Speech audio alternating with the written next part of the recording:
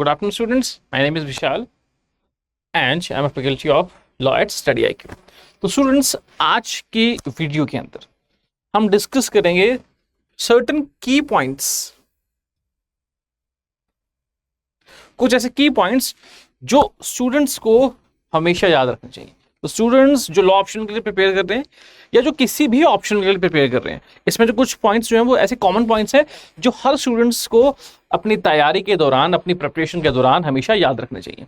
So these key points we will discuss and these key points will help you in preparing for your law examination और law optional comprehensive. तो कई बार students जो हैं वो question करते हैं कि सर स्ट्रैटेजी क्या होनी चाहिए, या कौन कौन से ऐसे बेसिक पॉइंट्स हैं जो हमें हमेशा याद रखने हैं, या अपनी प्रिपरेशन के दौरान कौन सी ऐसी चीजें हमें याद रखनी है जो हमें फ्यूचर में हेल्प करेंगी। सो आई थॉट कि आई शैल मेक अ वीडियो। ये एक स्ट्रेटजी रिलेटेड वीडियो है। इसके अंदर I will not discuss some static part, but I will discuss the strategy, what would be the strategy that a student shall adopt while preparing for law option. ठीक है, जैसे हम सभी जानते हैं कि we have launched a series. उन series के अंदर हम generally on regular basis we make videos, तो हम बहुत सारी वीडियोस बनाते हैं।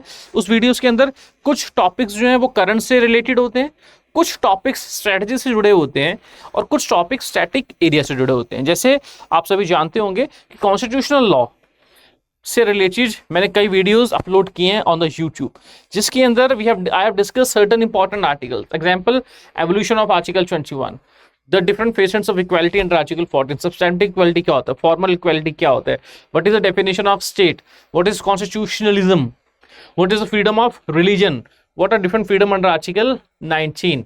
तो यह सभी टॉपिक्स जो हैं वो स्टूडेंट्स को इन सभी इश्यूज को समझने में हेल्प करेंगे। सो इस वीडियो के अंदर we will discuss the strategy that a student shall adopt. तो स्ट्रेटजी के अंदर हम अपनी वीडियो शुरू करते हैं, और इसके अंदर हमारा पहला पॉइंट है, this is a common point, internalise the syllabus. हमेशा स्टूडेंट्स, जो भी स्टूडेंट्स कॉम्पिटिटिव एग्जाम की तैयारी कर रहे हैं, यूपीएससी, सीएससी और एनी अदर कॉम्पिटिटिव एग्जाम, एक चीज बेटा you always have to remember, you have to internalise the syllabus. Syllabus आपकी फिंगर पॉइंट्स पे होना चाहिए। Syllabus, for example, in our law optional we have 6 different subjects, starting from constitutional law, international law, administrative law, then we have law of crimes, then we have law of torts, contracts and minor contemporary legal developments. Contemporary legal developments and administrative law, ये minor subjects हैं, all of them have some higher weightage. तो आपको इन topics के अंदर इन subjects के अंदर जो भी इंपॉर्टेंट टॉपिक्स है वो आपको याद होने चाहिए। You must remember or you must be able to just recall the topics at your will। ठीक है, आपको पता होना चाहिए कॉन्स्टिट्यूशनल लॉ के अंदर कौन कौन से टॉपिक्स हैं, इंटरनेशनल लॉ के अंदर कौन कौन से टॉपिक्स हैं, एडमिनिस्ट्रेटिव लॉ के अंदर जो 5 टॉपिक है वो कौन कौन से टॉपिक्स हैं। उसी प्रकार से लॉ ऑफ क्राइम्स के अंदर what are the topics, law of torts के अंदर what are the topics, contract and mercantile law में क्या टॉपिक्स हैं, ये कंटेम्परेरी लीगल डेवलपमेंट के अंदर क्या टॉपिक्स हैं।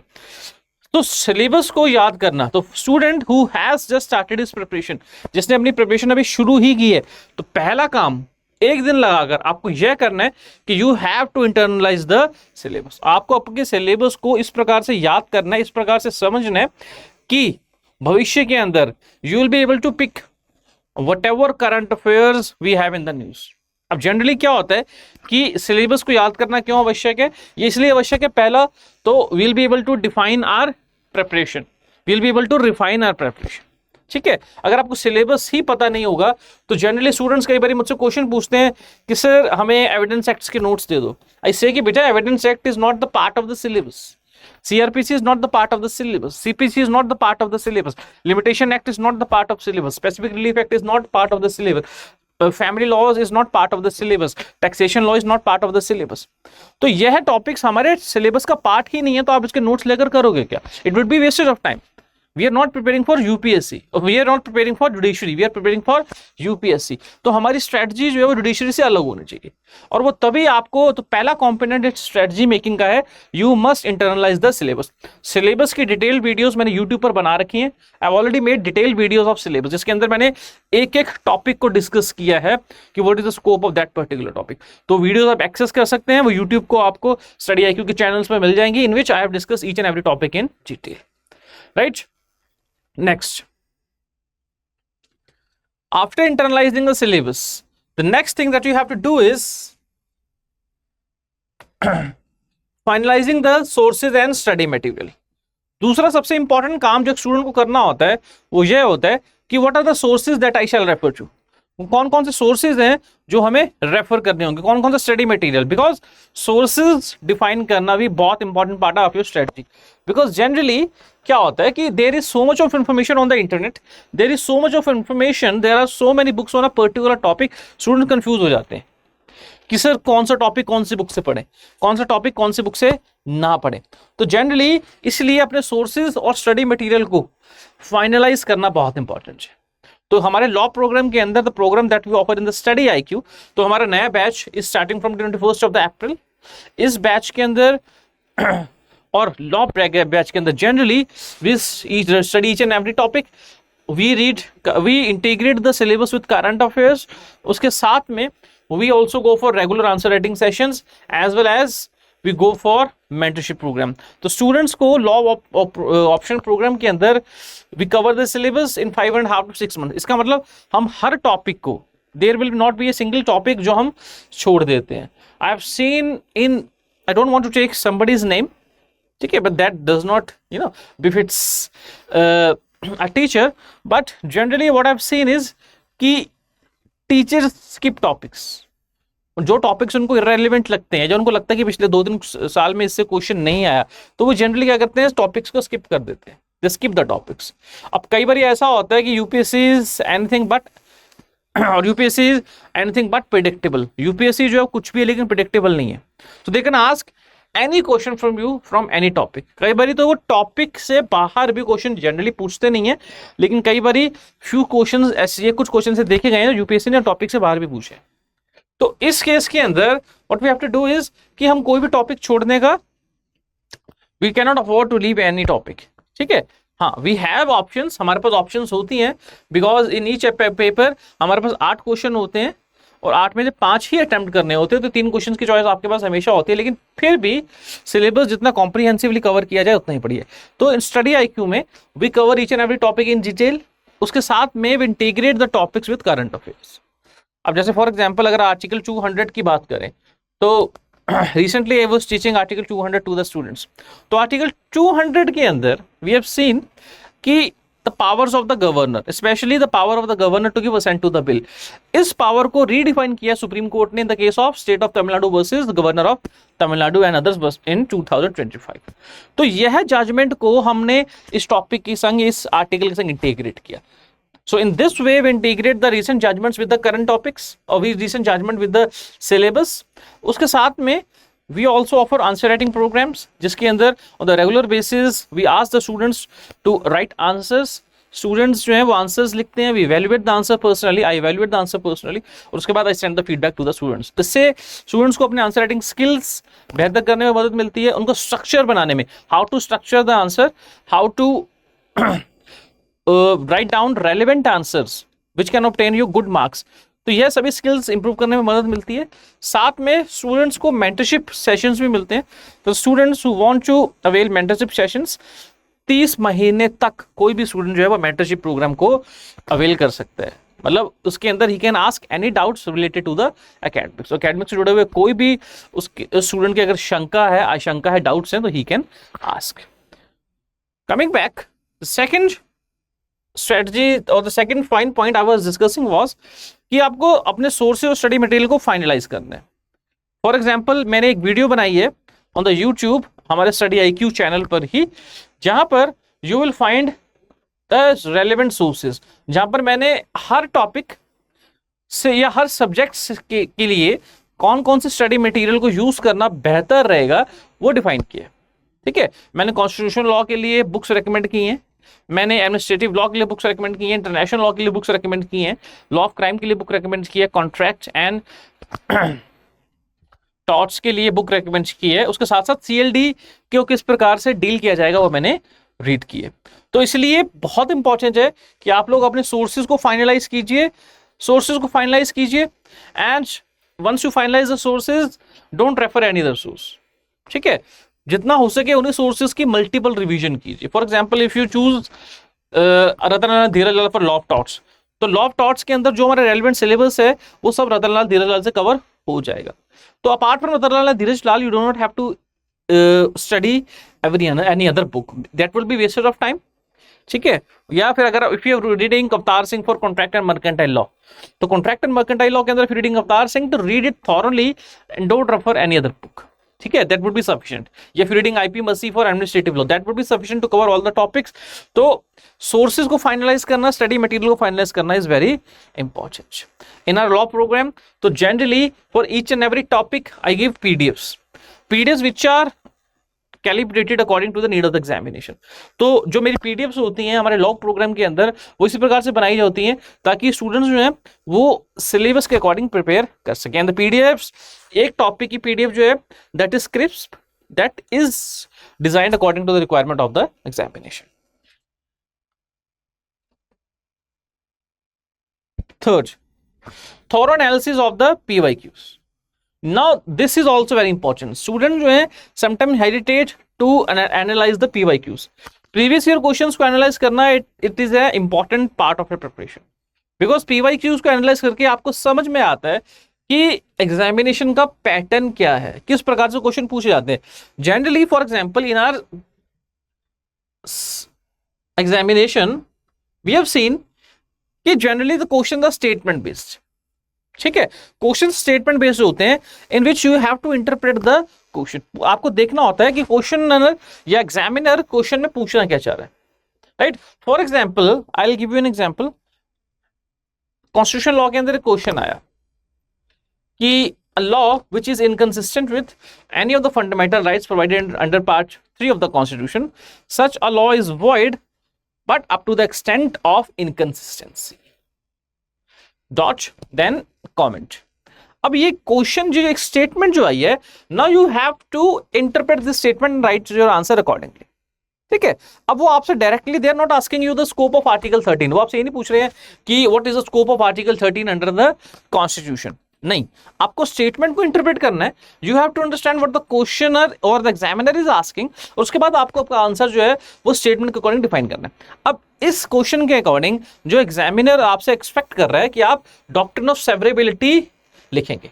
आप पहले इंट्रोडक्शन के अंदर यू विल राइट डाउन कि what is judicial review, then you will write down कि law which is inconsistent with fundamental rights, such law is declared to be और such law shall be declared to be void by the Supreme Court और High Court under article 13 by exercising the power of judicial review. Objective is to protect the fundamental rights of the people from any action either legislative or executive.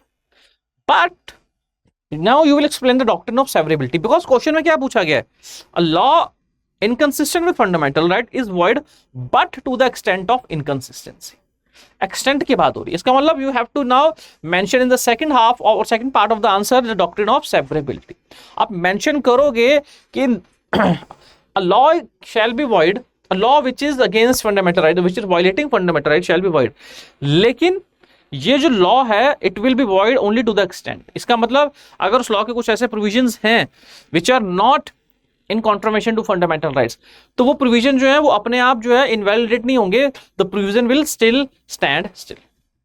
ठीक है, और उसके अंदर आप जो है वो रेलिवेंट केस लॉज जो है वो डॉक्ट्रिन ऑफ सेवरेबिलिटी से आरडीएमसी केस, बहुत इंपॉर्टेंट केस है, आरडीएमसी केस को मेंशन करोगे कि सारा का सारा लॉ जो है वो स्ट्राइक डाउन नहीं हो जाएगा, कुछ प्रोविजंस जो फंडामेंटल राइट्स के अगेंस्ट जाते हैं वो ही स्ट्रक डाउन हो गए, लेकिन अगर वो प्रोविजन इतने क्रूशियल हैं कि उनके बिना लॉ सस्टेन ही नहीं कर सकता, फिर पूरा का पूरा लॉ ही स्ट्रक डाउन होगा।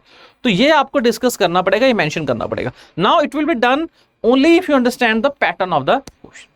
तो पीवाईक्यू अंडरस्टैंड करना इसलिए इंपॉर्टेंट है ताकि आप क्वेश्चन के पैटर्न को समझ सको।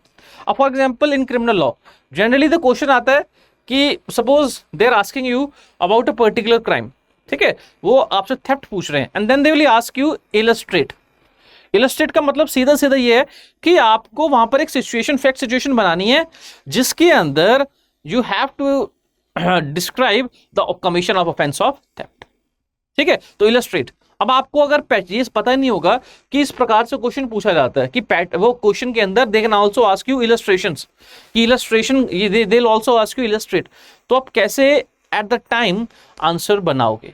So that's why I am explaining कि understanding the pattern is very important. आपको पता होना चाहिए क्वेश्चन किस प्रकार से आते हैं। Second is repetition of questions. अब आपको ये भी देखना होगा कि कौन कौन से क्वेश्चंस जो है वो रिपीट हो रहे हैं, specially in international law, because international law के अंदर there are repetition of questions. Criminal law के अंदर और द लॉ ऑफ क्राइम्स के अंदर तो आई कैन नॉट से कि रेपिटेशन होती है। हाँ, एडमिनिस्ट्रेटिव लॉ में रेपिटेशन है, इंटरनेशनल लॉ में रेपिटेशन है। कभी कभी देखा गया कॉन्स्टिट्यूशनल लॉ में भी क्वेश्चंस जो है वो लगभग रिपीट हो रहे हैं। तो इसके लिए what you have to do is you have to understand the PYQs. आपको देखना होगा कि कौन कौन से टॉपिक्स जो है वो ज्यादातर रिपीट हुए हैं। अब जैसे अगर भी if I go for international law, तो इंटरनेशनल लॉ के अंदर because the syllabus is not very big, theories हैं, तो थ्योरीज रिपीट हुई हैं। For example the nature of international law, sources तो नहीं ज्यादातर पूछते, नेचर पूछते हैं, nature and definition of international law, तो that is repeated multiple times. The relationship between municipal and international law multiple times repeat हुआ है। Theories of state recognition multiple time recognize हुई है। Extradition and asylum and theories related to it multiple times repeat हुए। उसी प्रकार से the rights of various countries under UN clause, United Nation convention on laws, multiple times repeat हुए। तो that's why PYQs को समझना इंपॉर्टेंट है, ताकि आप समझ सको कि कौन कौन से क्वेश्चंस जो है वो रिपीट होते हैं। And the last is weightage of current affairs या करंट डेवलपमेंट्स। अब पीवाईक्यूज को देखकर आप ये भी समझोगे कि जो करंट अफेयर्स है वो किस प्रकार से आते हैं। फॉर एग्जाम्पल कुछ टॉपिक्स ऐसे हैं, अब now I will give you an example.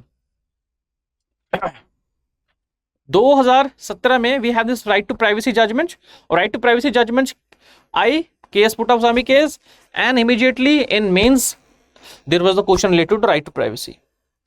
Then 2019 के अंदर we have the amendment in the Consumer Protection Act. Immediately the question came up in the next year कि what is the relationship, or we can say what are the amendments brought in and how it changed the consumer protection act। तो आपको दोनों law में comparison करना है, 86 वाले में और 2019 वाले के अंदर। उसी प्रकार से अगर there is any amendment of any law which is part of our syllabus, हमारे सिलेबस के अंदर बहुत सारे लॉज हैं, ठीक है, प्रिवेंशन ऑफ करप्शन एक्ट है, then we have this Lokpal and Lokayukta act, then we have this negotiable instrument act, arbitration conciliation act, partnership act, then we have the arbitration and conciliation act, ठीक है। उसी प्रकार से in the law of crimes prevention of SC prevention of atrocities act, उसी प्रकार से under contemporary legal developments we have RTI, right to information. अब in laws के अंदर जो भी अमेंडमेंट्स चेंजेस आ रही हैं, देयर इज अ पॉसिबिलिटी कि वो आपसे करंट क्वेश्चन, आपसे क्वेश्चन जो है वो पूछा जा सकता है। So that's why analysing the PYQ is very important, ताकि आप समझ सको कि करंट अफेयर्स या लीगल करंट अफेयर्स से जुड़े हुए क्वेश्चंस जो हैं वो किस फॉर्म में पूछे जाते हैं। Integrating the syllabus with current affairs, this is what I was saying.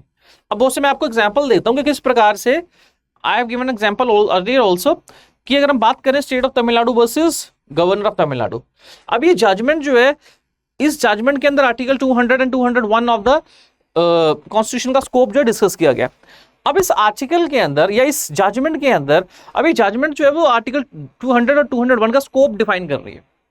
अब इसके अगर ये जजमेंट, अगर आप पावर ऑफ गवर्नर पढ़ रहे हो, डिस्क्रिशनरी पावर ऑफ गवर्नर पढ़ रहे हो, तो आपको उस टॉपिक के अंदर इस जजमेंट को इंटीग्रेट करना ही पड़ेगा, ठीक है। सो एक इंपॉर्टेंट जो एलिमेंट हमारी प्रिपरेशन का होगा वो ये होगा कि हम जजमेंट्स को अपने टॉपिक से इंटीग्रेट करेंगे। फॉर एग्जाम्पल अभी कुछ समय पहले ही एक जजमेंट आई है पुष्कर वेगांकर नाम की, जिसके which was related to the offence of rape, जिसके अंदर एक पुरुष और एक हस्बैंड के ऊपर उसकी वाइफ द्वारा रेप के चार्जेस लगाए गए। But the question here was, the point of law here was कि वो दोनों ही लीगली मैरिड थे जब उनके बीच में फिजिकल रिलेशनशिप्स बने, और देन द वाइफ स्टेटेड कि he has raped me. Wife के, हालांकि उन दोनों की शादी जो है वो स्पेशल मैरिज एक्ट के अंडर हो चुकी थी, सो दे वर लीगली मैरिड कपल, लेकिन उन दोनों ने आपस में प्रॉमिस किया था कि वो भविष्य में कस्टम्स, मतलब कि धार्मिक तरीके से भी शादी करेंगे। अब वो नहीं हो पाई, तो वाइफ ने कहा इन्होंने मुझसे शादी की प्रॉमिस किया था धार्मिक रीति रिवाज के अनुसार, लेकिन वो इन्होंने नहीं निभाया, तो उन्होंने मुझसे झूठा वादा किया और उस वादे की बिना पर they have entered into sexual relationship. अब कोर्ट ने पुष्कर वेगांकर केस के अंदर, स्टेट ऑफ गोवा के केस के अंदर ये कहा कि नहीं, when the physical relationship happened between the husband and wife, they were already legal married, तो जब वो लीगली मैरिड थे and both of them new the fact, दोनों को इस बात का पता था कि वो दोनों लीगली मैरिड हैं, so the question of rape does not arise because there is no concept of marital rape in India as such. ठीक है, तो इस जजमेंट को हम article section 63 of BNS rape से इंटीग्रेट करेंगे। Answer writing, now answer writing is also very important. I prescribe to students, I advise to students कि generally आपको डेली बेसिस पे 2 आंसर्स लिखने। अगर आपने एटलीस्ट 200 to 300 आंसर्स लिख लिए during your entire preparation, believe me you will develop the answer writing skill because this is a skill that improves with practice। कोई ये नहीं कह सकता कि I have developed this skill from the very beginning, no, ये skill आपका practice से improve होगा। that's why I always say कि आप PYQs लीजिए, जो भी टॉपिक पढ़ा है उस PYQs पे आंसर लिखिए। इससे क्या होगा कि आपके answer writing skill you will get to know कि कैसे स्पीड बनाई जाती है और कैसे 150 वर्ड्स के अंदर जो है वो अपने आंसर को डिफाइन किया जाता है। ये बहुत इंपॉर्टेंट है बिकॉज स्टूडेंट जब आंसर लिखते हैं तो they are not able to understand कि 150 वर्ड्स के अंदर आंसर लिखा कैसे जाए, कौन सा मटेरियल डाला जाए, कौन सा मटेरियल को एक्सक्लूड किया जाए। तो ये अंडरस्टैंडिंग आपकी तभी आएगी व्हेन यू राइट आंसर्स। तो इसलिए आई प्रिस्क्राइब टू स्टूडेंट्स कि जस्ट राइट आंसर्स। गलत लिख रहे हो लिखो, I always tell to students कि गलत आंसर लिख रहे हो लिखो, मैं ठीक करवा दूंगा। I tell you what are the changes that need to be brought in, लेकिन लिखो तो सही, शुरुआत तो करो कहीं से। ठीक है, that's why answer writing is very important. Right at least 2 answers a day. And the last suggestion that I will give you कि इस एग्जामिनेशन को पास करने का एक क्रक्स है रिवीजन। आपने एक टॉपिक पढ़ा, समझा और उसको पढ़कर छोड़ दिया, believe me it is of know worth. उसका कोई वर्थ नहीं है, टू बी वेरी ब्लंट, उसका कोई वर्थ ही नहीं है until unless you have done at least 4 to 5 times of revision for that topic। जब तक उस टॉपिक को 3 से 4 बार या 5 बार नहीं पढ़ोगे, वो टॉपिक जो है वो आपकी परमानेंट मेमोरी में जाएगा ही नहीं। अब वो टॉपिक पढ़ा, आपको समझ में आ गया, 2 दिन बाद आपने एक और टॉपिक पढ़ा, 3 दिन बाद आपने एक और टॉपिक पढ़ा, तो जो पुराना टॉपिक था it got arrays from your memory. उसके बाद आप एग्जामिनेशन में जाते हो, वहां जाकर आप देखते हो कि टॉपिक पढ़ा तो लग रहा पर याद नहीं आ रहा। वो याद इसलिए नहीं आ रहा होता बिकॉज रिविजन्स नहीं की है। सो आई रिकमेंड या तो तैयारी मत कीजिए, अगर तैयारी करनी है तो मेक श्योर कि you go for multiple revisions. और जीएस में भी ये स्ट्रेटजी एप्लीकेबल होगी, at least go for 5 time revision of a particular topic. And believe me 5 बार अगर हमने रिविजन कर ली, believe me conceptual clarity will be very good. वो टॉपिक जो है वो आपको अच्छे से समझ आ जाएगा, रट जाएगा रेदर। ठीक है, and you will be able to write down answers very promptly on that topic. तो these are the key strategies or these are key points that a student preparing for optional especially law has to remember। तो आज की strategy video के अंदर मैं objective was कि मैं आपको कुछ बेसिक फाइन पॉइंट्स बताऊं जो कोई भी स्टूडेंट जो है फॉलो करे to prepare for law as an option. Thank you.